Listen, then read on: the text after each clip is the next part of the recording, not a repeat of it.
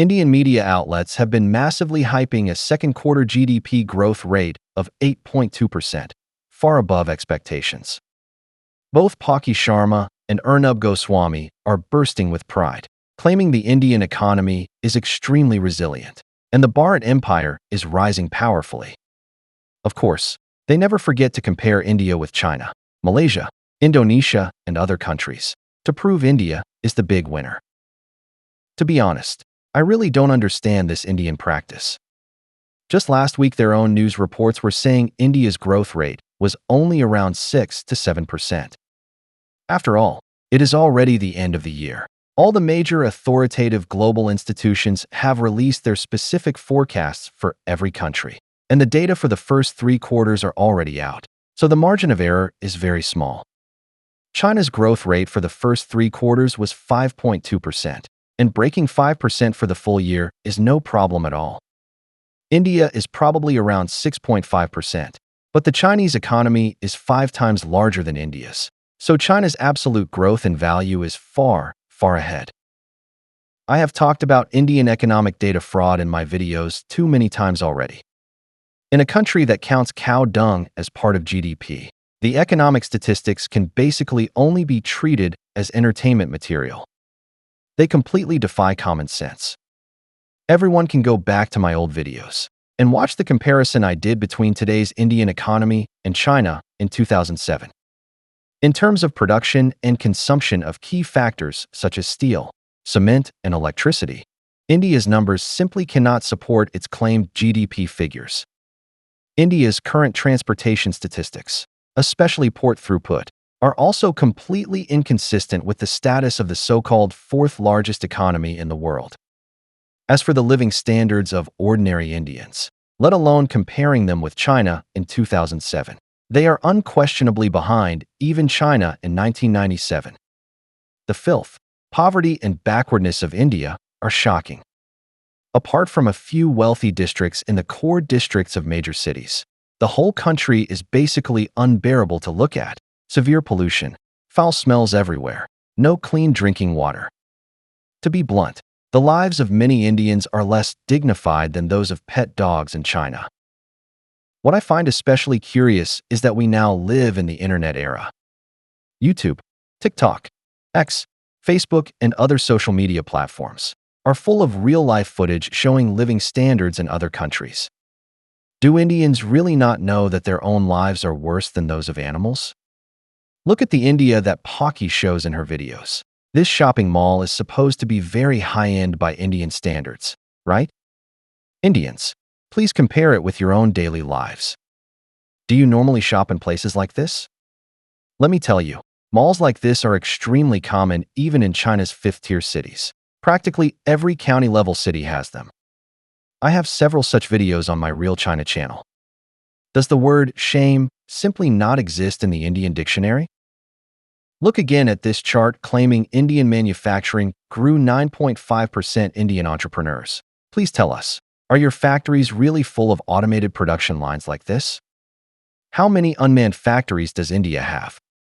Don't you know that the vast majority of the world's top lights-out factories are in industrial powers such as China, Germany, the United States, and Japan, with China far ahead in numbers? Does India have even one? Are the scenes in Paki's news broadcasts and your filthy slums really part of the same world? Can a few AI-generated pictures actually change the real lives of Indians? I have criticized Paki more than once for using AI to create fake images. This is a serious violation of journalistic ethics. Of course, I know Indians don't care about professional ethics anyway. This is the scam capital of the world.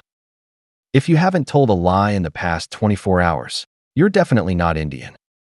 What's even funnier is that when a beggar fantasizes about a rich man's life, everyone can see through it immediately.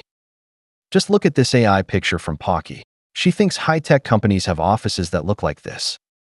But I have worked at well-known large corporations myself, and I can responsibly tell you that no white-collar worker's desk is ever that empty. There are always lots of tools and items on it. No one leaves their laptop unplugged from the power adapter at their workstation. That would be idiotic.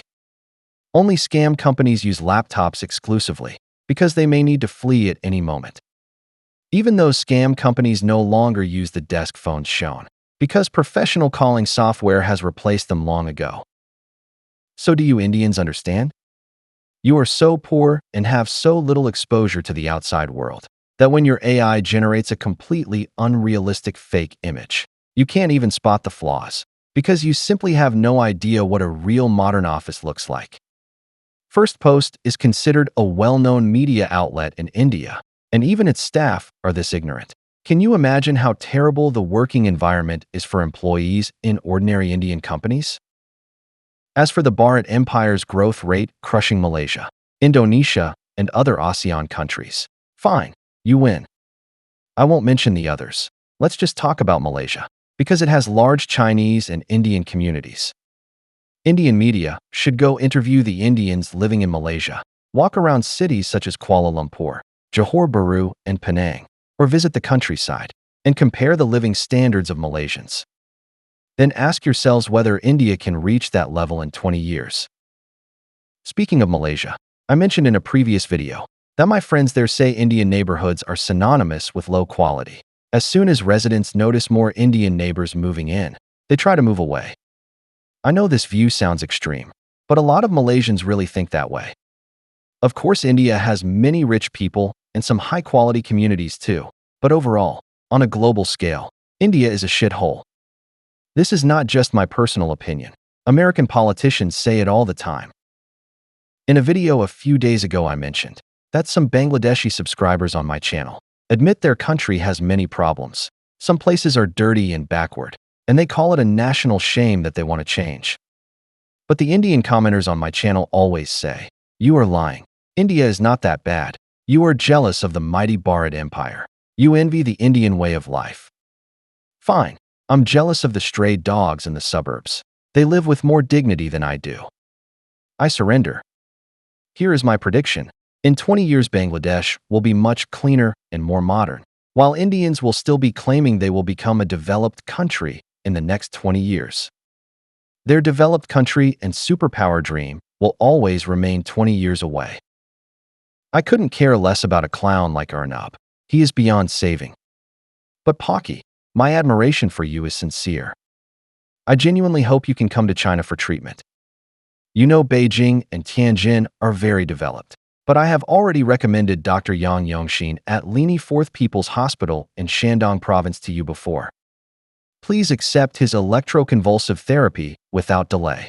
Your lying cancer can still be cured at this stage. I am willing to pay for your flight to China and use my personal connections to contact the now-retired Dr. Yang. He is the only person on earth who can save you. Please treasure this opportunity.